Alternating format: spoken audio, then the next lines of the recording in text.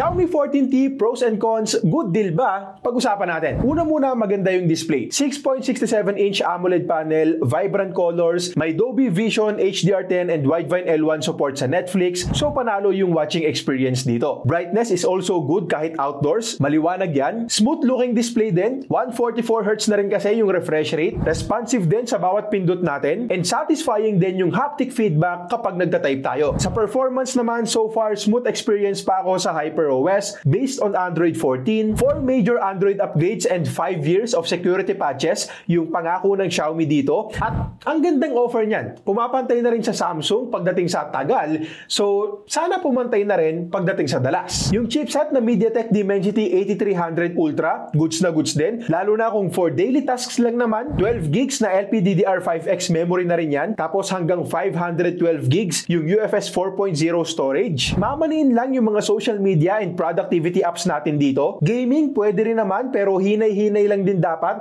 sa mga demanding games like Genshin. Well-managed naman yung thermals nung nag-test tayo, under 45 degrees lang kahit sa Genshin, pero makaka-experience tayo ng frame drops dyan. Mukhang sadya na ibinababa ng Xiaomi yung performance para mapanatili ding mababa yung temperature. Sa battery naman, sakto lang. Kaya yung isang buong araw na gamitan, pero hindi siya yung sobrang kunat na battery na pang 2 araw. Not unless siguro kung titipirin mo talaga. Sa camera, legit na maganda yung kuha. Ito yung mga sample photos natin. Sharp, detailed, good colors, well-exposed na photos kahit sa mga challenging na lightings. Kahit sa night photography, na-impress din ako with clear details. Yung ultra